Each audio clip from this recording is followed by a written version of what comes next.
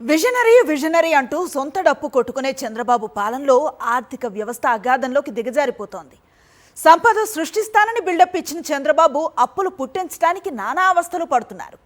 TDP నేతల అవినీతి, ప్రభుత్వ పెద్దల దోపిడీ స్కెచ్లతో రాష్ట్రానికి రావాల్సిన ఆదాయం ఆవిరైపోతోంది. ఫలితంగా తీవ్రమైన ఆర్థిక సంక్షోభం వైపు ఆంధ్రప్రదేశ్ రాష్ట్రం అడుగులేస్తోంది. రెవెన్యూ లోటు భర్తీ చేయడానికి అప్పుల మీద అప్పులు తప్ప వేరే గత్యంతరం లేని దుస్థితికి తీసుకువచ్చారు. ఏపీ పరిస్థితి ఆర్థిక నిపుణులు ఆందోళన పరుస్తోందని కాగ్ రిపోర్టు గణాంకాలు సాక్షిగా బయటపడింది. కూటమి ప్రభుత్వంలో ఆంధ్రప్రదేశ్ ఆర్థిక రంగం కుదేలైపోతోంది. చంద్రబాబు పాలనా వైఫల్యం అడుగడుగునా కొట్టొచ్చినట్లు కనిపిస్తోంది. రాష్ట్ర ఖజానాకు చేరాల్సిన ఆదాయాన్ని టీడీపీ నేతలు యథేచ్ఛగా కొల్లగొడుతూ ఉండటంతో రాష్ట్ర ఖజానా ఆదాయం కని విని ఎరుగని రీతిలో తగ్గిపోతోంది. చంద్రబాబు అసమర్థత కారణంగా రెవెన్యూ లోటు తీవ్రమవుతోంది. తప్పకుండా చేయాల్సిన వ్యయం పెరగటం, అదే సమయంలో పన్నేతర ఆదాయం తగ్గటంతో రెవెన్యూ లోటు పెరిగిపోతోందని కాగ్ నివేదిక పేర్కొంది. 2025-26 ఆర్థిక సంవత్సరానికి గాను నవంబర్ నాటికే 54,355 కోట్లు కమిటెడ్ రెవెన్యూ లోటు ఉంది. దీని భర్తీకి ఇప్పుడు అప్పులు చేయాల్సిన పరిస్థితి నెలకొంది. కేవలం ఈ ఒక్క ఆర్థిక సంవత్సరంలోనే డిసెంబర్ నాటికే అప్పులు 1,00,000 కోట్ల రూపాయలు దాటాయి. చంద్రబాబు ముఖ్యమంత్రిగా బాధ్యతలు చేపట్టినప్పటి నుంచి లెక్క పెడితే ఆంధ్రప్రదేశ్ అప్పు 3,00,000 కోట్ల రూపాయలు దాటిపోయింది. వైఎస్ జగన్ హయాంలో 5 ఏళ్లలో కరోనా లాంటి మహమ్మారి 2 ఏళ్ల పాటు తీవ్రంగా ఇబ్బందులు పెట్టిన 3.32 లక్షల కోట్లు అప్పులు చేస్తే చంద్రబాబు ప్రభుత్వం 18 నెలల్లోనే 3,00,000 కోట్ల రూపాయలకు పైగా అప్పులు చేసి రికార్డు సృష్టించింది. ఇంత దారుణంగా అప్పులు చంద్రబాబు తప్ప మరే ముఖ్యమంత్రి హయాంలోనూ జరగలేదని ఆర్థిక శాఖ అధికారులే చెబుతున్నారు. వాస్తవానికి రాష్ట్రంలో ఉద్యోగుల జీతాలు, పెన్షన్లు లాంటి అనివార్య ఖర్చులు ఏడాదికి ఖచ్చితంగా 1,50,000 కోట్ల రూపాయలు కావాలి.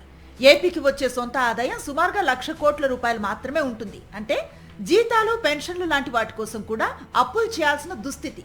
ఇలాంటి పరిస్థితుల్లో ఎందుకు రాష్ట్ర ఆదాయం ఇలా తక్కువగా ఉంది అనే ప్రశ్న వేసుకుంటే రాష్ట్రానికి రావాల్సిన ఆదాయాన్ని టీడీపీ నేతలు, టీడీపీ పారిశ్రామికవేత్తలు కొల్లగొడుతూ ఉండటంతో వారి ఆదాయం బాగా పెరిగి రాష్ట్రానికి రావాల్సిన ఆదాయం తగ్గిపోతోందని ఆర్థిక రంగ నిపుణులు స్పష్టం చేస్తున్నారు. ఇక కేంద్ర ప్రభుత్వంలో భాగస్వామిగా ఉన్నా కూడా ఏపీకి రావాల్సిన కేంద్ర నిధులు సాధించడంలో సీఎం చంద్రబాబు పూర్తిగా విఫలమయ్యారు.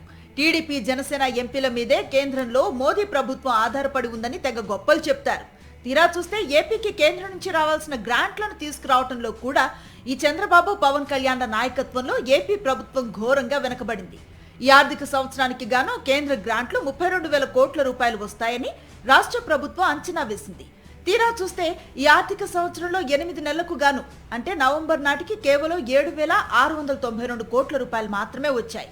అంటే కనీసం నెలకు 1,000 కోట్లు కూడా ఈ సీఎం, డిప్యూటీ సీఎం, ఇంతమంది కూటమి ఎంపీలు అందరూ కలిసి రాష్ట్రానికి అంచనా వేసిన గ్రాంట్లను తేలేక బొక్కబోర్లు పడ్డారు.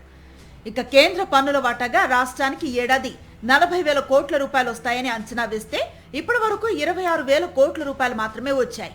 రాష్ట్ర సొంత ఆదాయం 8 నెలల కాలంలో 68,102 కోట్లు మాత్రమే.